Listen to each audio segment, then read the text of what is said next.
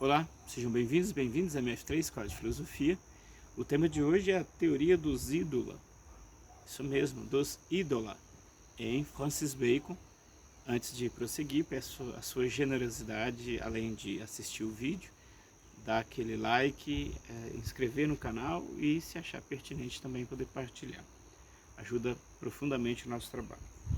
Pois bem, dentro das obras de Francis Bacon, eu tenho aqui feito essa subsérie. Hoje eu cheguei na teoria dos ídola.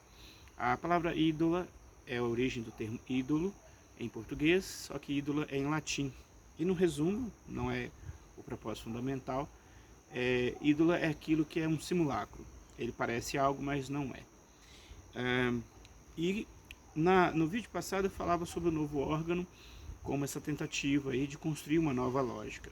Eu dizia também que o Francis Bacon se dedicou um tempo da vida dele, logo no início, um pouco sobre escrever sobre filosofia, sobre política e sobre moral. Aparentemente, esses temas não teriam muita conexão com ciência, mas quando nós vamos observando os detalhes desse seu pensamento, vamos ver que tem muita coisa a ver. E um dos primeiros desafios, um dos primeiros problemas, como vimos em vídeo passado, é como nós, digamos, conseguimos encarar as coisas como elas mesmas.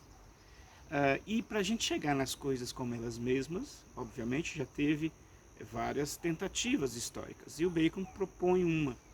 E para então fazer esse percurso, o primeiro passo é conhecer uma série de questões, ou é como se fôssemos entrar numa corrida de carro, e fosse então tivéssemos que conhecer o detalhe do nosso carro por completo, para só depois entrar na corrida.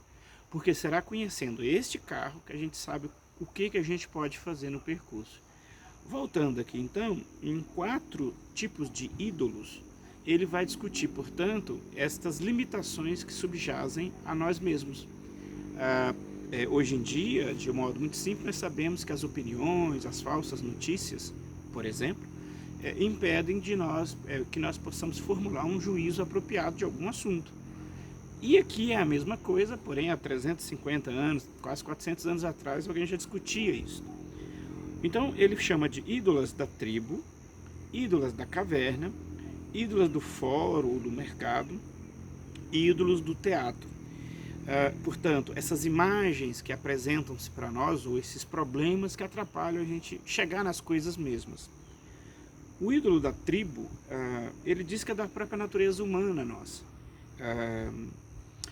Dentro desse ídolo da tribo, por exemplo, acontece um problema muito comum hoje em dia em vários assuntos, que não é científico, que é a tentativa de verificar, digamos assim, verificar algo para continuar colocando ele de novo como verdade.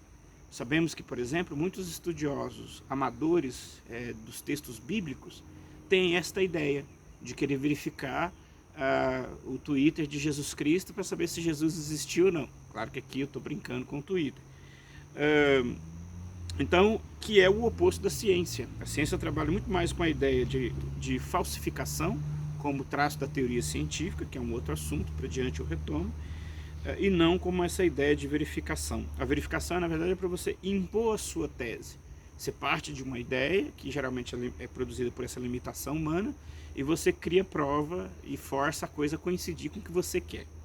Eu diria ainda que essa natureza humana, ela deforma as coisas. Nós podemos, por exemplo, ter a sensação que o Sol que está se movendo. Por quê? Porque a nossa condição ocular, perceptiva, nos condiciona a ver desta forma e não de outra. Depois a ídola da caverna. Ele vai dizer que já temos limitações gerais, mas nós temos uma limitação ainda específica. Então a ídola da caverna é que existiria essa limitação mais geral da condição humana.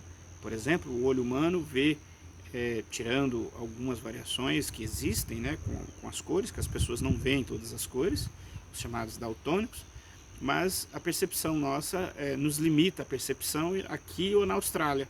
É muito parecido. Só que aí ele diz que ainda teríamos uma outra limitação, que é da caverna. É como que nesse vasto mundo nós tivéssemos ainda uma limitação lá do grotão onde eu nasci, em Minas Gerais, por exemplo. E ali a minha singularidade, a minha cultura local. Por exemplo, gostar de tomar café bem forte com leite, por exemplo. Aquilo ali para mim, não sabia que em outras regiões não se tomava leite com café daquele jeito. Ou queijo, né? Eu também não sabia que as pessoas vivem sem queijo. Mas eu nasci ali e achava que isso era o normal, que todo mundo tinha queijo em casa. E só fui descobrir isso bem maior, digamos assim, bem grande.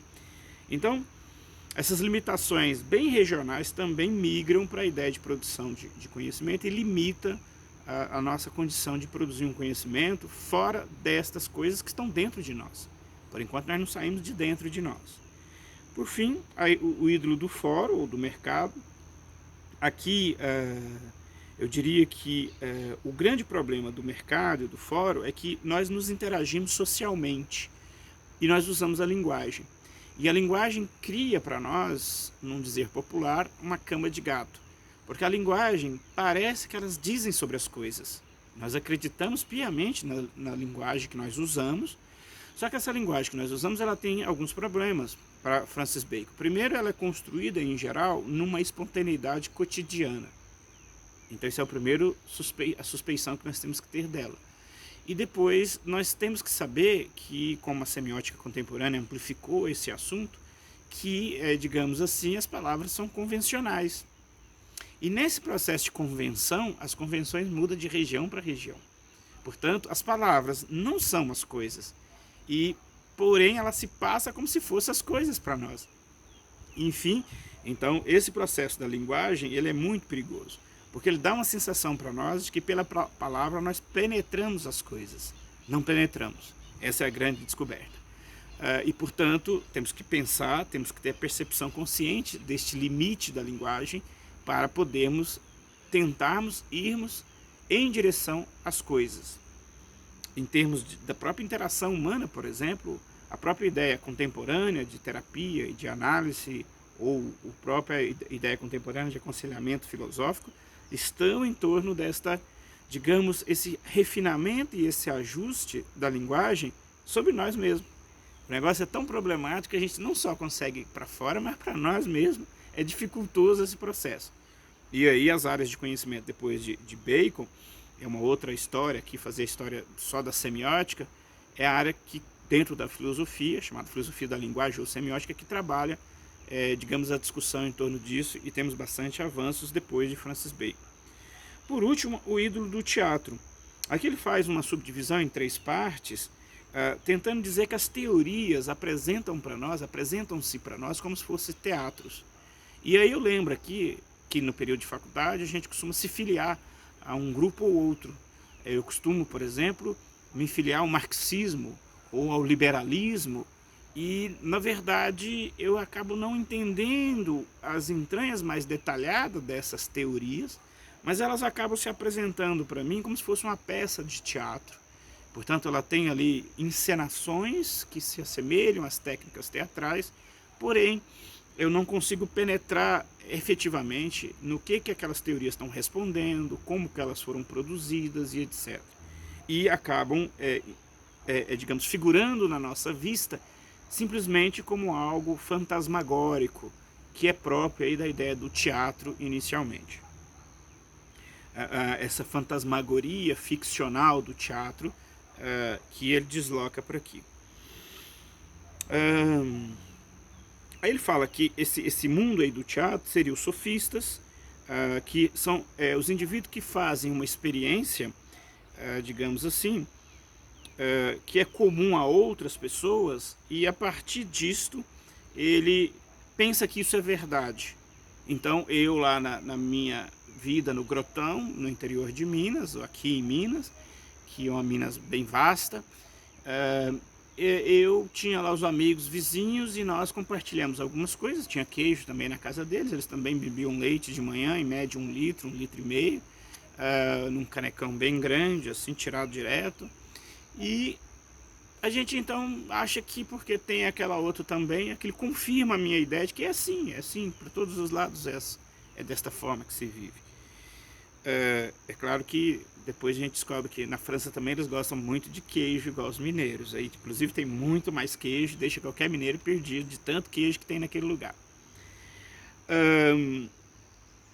Depois, isso seria os sofistas. Os sofistas são aqueles antigos filósofos que Sócrates não se dava muito bem com eles, porque eles faziam, segundo a difamação, eles ensinavam segundo o que você pagasse. Eles ensinavam qualquer coisa.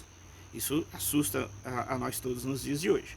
É claro que não é só isso, mas é uma caricatura de senso comum que se tem dos sofistas. Aqui na playlist, em algum momento, eu falo dos sofistas lá no início desse projeto de difusão filosófica. E não é bem isso. O sofista não é aquele que, se pagando, ensina qualquer coisa. Essa é só uma aparência.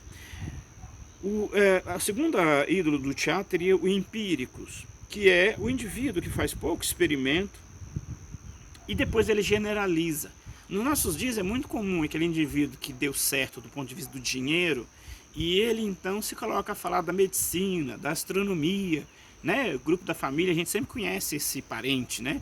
Que no seu negócio lá, do ponto de vista intelectual, bem mais simples, no entanto, aquilo fatura muito e ele então se sente no direito de dar opinião sobre qualquer coisa, né? Sobre a trajetória balística dos mísseis russos e norte-americano. Enfim, ele provavelmente vê aqueles programinhas NetGeo, History Channel e etc, né? Que passa lá a vida do inseto vermelho do deserto de algum lugar, né? Enfim, e esse indivíduo então ele acha que ele pode produzir verdade universal para todo mundo. O danado tem mesmo uma experiência num setor específico que ele se deu bem, o que ele não entendeu que não dá para produzir ciência com isso, né? E não dá para produzir ciência, sobretudo com a sensação de que ele está indo muito bem, porque filosoficamente a gente vai se perguntar, será que isso é ser muito bem? Né? Será que isso é sim sinônimo de que deu certo e etc? A filosofia trata com temas bem mais amplos. E é claro, o filósofo mal-humorado às vezes brinca, né? Já que um negócio que dá lucratividade é exemplo de verdade, o traficante então é um cara que tem muita verdade, porque o traficante bomba de ganhar dinheiro, né? Pensando no Brasil hoje que todo mundo está quebrado, o fluxo da cocaína está dando zilhões de dinheiro para alguns. É óbvio que isso aqui é uma crítica radical do filósofo. Em momento algum o filósofo defende o ilícito e uma atividade contra a vida, sobretudo. Claro que são essas as minhas opções pessoais. Contrário a isso, né? Eu não defendo essas coisas. É só mesmo para ironizar aquele que acha que está fazendo conhecimento. O filósofo é danado.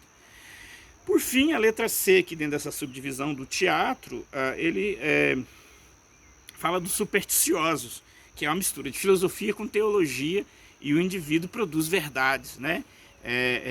Deus abençoou, Deus tem poder, Deus aí, né? Só Jesus na causa, já diz popularmente, como ideia de que isso é verdade. Então esses três tópicos aqui é a ideia de que é teatro, nessa ideia do Francis Bacon, mas esses três atrapalham a ideia de ciências. O que nós hoje usufruímos das ciências, mais uma vez, na forma de medicamentos, de medicina e etc., a eficiência, digamos, das ciências dos materiais que constrói prédios muito altos, ou pontes, ou que cria eixos que aguentam o carro correr a tal velocidade, não é feito baseado nisso, né? A ciência, digamos assim, caminhou e foi rompendo com esses problemas aqui, é que então se passa a ciência. E aí, para concluir, ele diz que pelo método indutivo, que eu vou trabalhar isso para frente, nós conseguiríamos então determinar o verdadeiro objeto da ciência e o verdadeiro método, que eu já falei um pouco do novo órgão, que é exatamente esse exercício. Enfim, hoje, sobre teoria dos ídola em Francis Bacon, é isto. Muito obrigado por sua atenção. Mais uma vez, não esqueça de dar o joinha, de compartilhar, de se inscrever no canal. Esse projeto agradece muito essa sua generosidade em fazer estas ações. Até o próximo.